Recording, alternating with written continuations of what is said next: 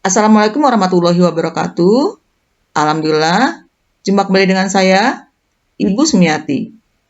Kali ini saya akan menjelaskan tutorial akuntansi tentang jurnal penyesuaian untuk beban yang masih harus dibayar atau utang beban. Sebelum kita mulai pembahasannya, marilah sama-sama kita melafazkan basmalah.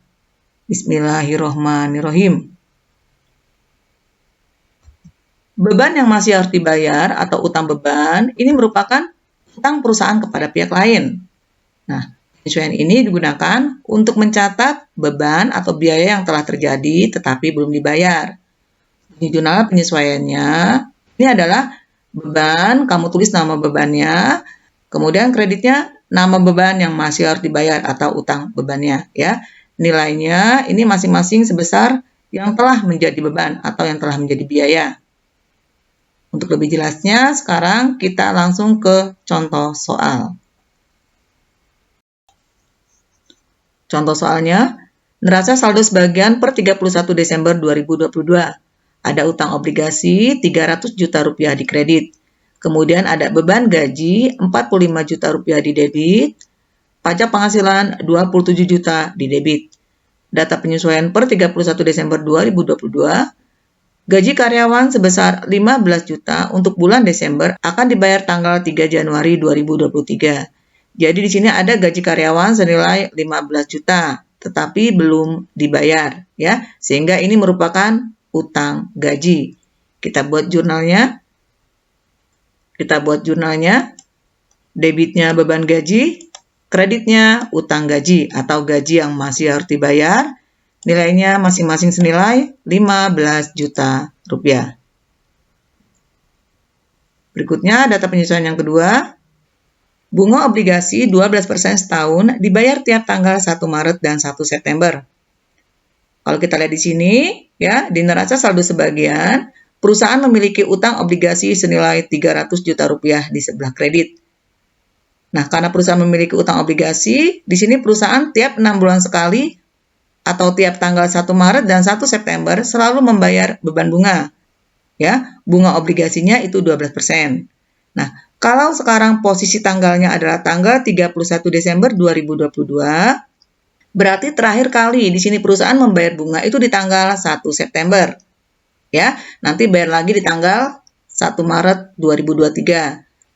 Sehingga sampai dengan tanggal 31 Desember 2022 ada beban bunga yang sudah berjalan, ya, tetapi belum bisa kita bayar karena belum jatuh tempo pembayaran bunga. Ya, maka di sini kita menghitung besarnya bunga berjalan, ya, dari tanggal 1 September sampai 31 Desember. Ya, besarnya bunga yang harus dibayar itu dari tanggal 1 September sampai 31 Desember itu ada 4 bulan. Nah, kita akan menghitung besarnya bunga sebanyak 4 bulan, ya. Sehingga besarnya beban bunga obligasi ini kita peroleh dari nominal obligasi, ya, 300 juta rupiah dikali dengan 4, ya. 4 ini adalah bunga berjalannya, ya, per 12. Ini banyaknya bulan dalam 1 tahun. Hasilnya nanti kita kalikan dengan persentase bunga obligasinya, ya, yaitu 12%. Sehingga diperoleh nilai 12 juta rupiah. Ya, kita buat jurnalnya. Beban bunga bertambah di sebelah debit, kemudian utang bunga atau bunga yang masih harus dibayar bertambah di sebelah kredit masing-masing senilai 12 juta rupiah. Berikutnya data penyesuaian yang ketiga. Pajak penghasilan tahun ini ditaksir 36 juta rupiah. Ya, kalau kita lihat di neraca saldo, ya, di sini ada nilai pajak penghasilan senilai 27 juta rupiah di sebelah debit. Ini artinya perusahaan sudah membayar pajak penghasilan sebesar 27 juta rupiah. Ya. Di akhir periode diketahui kalau sebenarnya besarnya pajak penghasilan itu ditaksir 36 juta rupiah. Berarti di sini perusahaan masih memiliki utang pajak, ya, karena untuk tahun 2022 itu total pajak penghasilan ditaksir nilainya 36 juta rupiah. Sementara perusahaan baru membayar 27 juta rupiah. Nah, selisihnya ini merupakan utang pajak perusahaan, ya.